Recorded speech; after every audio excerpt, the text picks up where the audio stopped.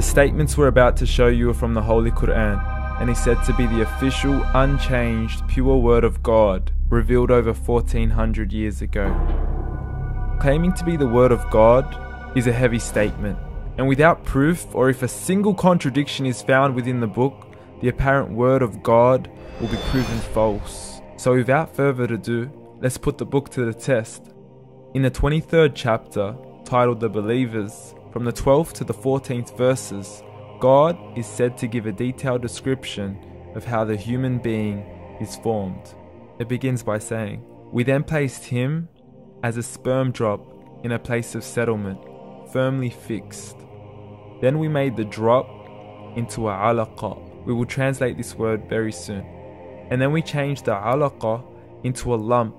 Then we made out of that lump into bones. And then we clothed the bones with flesh. Then we caused him to grow and come into being and attain the definitive human form." In the 21st century, we can now safely say that this verse is clearly describing the process of human development in correct chronological order. However, what we should be paying attention to in particular is the second stage, referring to the development of the embryo. The specific word used to describe the embryo in this verse is the word alaqa. The word alaqa, when translated into English, can mean three separate things. Firstly, a blood clot, or to be suspended, that is to be hanging or clinging to something, or thirdly and finally, a leech. Now, all three definitions don't come anywhere near what we perceive to be the human embryo.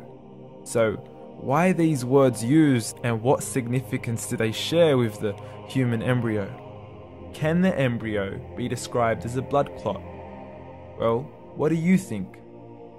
In the 3rd week of embryonic development, a tubular heart joins with the blood vessels to form a primordial cardiovascular system, and by the end of the 3rd week, the blood is circulating and the heart begins to beat on day 21. The first thing that comes to mind in regards to being suspended or hanging is the umbilical cord. But we can't use that example because we are simply referring to step 2, before the baby has even formed. But we now know today that the umbilical cord is formed from the connecting stalk. And the connecting stalk is formed as soon as the embryo is formed. The embryo's connecting stalk has even been described by John Allen and Beverly Kramer as an object to suspend the developing embryo in the extra embryonic column. So an embryo is suspended and does have a strong resemblance with the blood clot. What on earth would an embryo have to do with a leech? Figure A shows the structure of an embryo at 25 days. Figure B shows a leech. Now please note once again that the embryo in this stage is no greater than the size of a kernel of wheat. This is an X-ray of the embryo at 22 days. This is the internal structure of a leech. It's mind-blowing stuff, but you still haven't seen anything yet. This is the head of the embryo at 22 days. The detail you are seeing right now is absolutely impossible to be seen with the human eye and can only be seen with a microscope.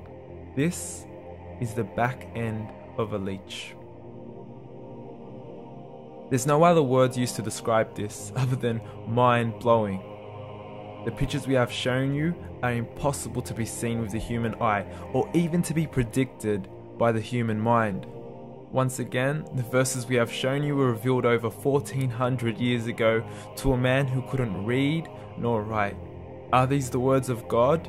Descriptions of the human embryo in the Quran cannot be based on scientific knowledge in the 7th century. The only reasonable conclusion is that these descriptions were revealed to Muhammad from God, from God, from God, from God, from God.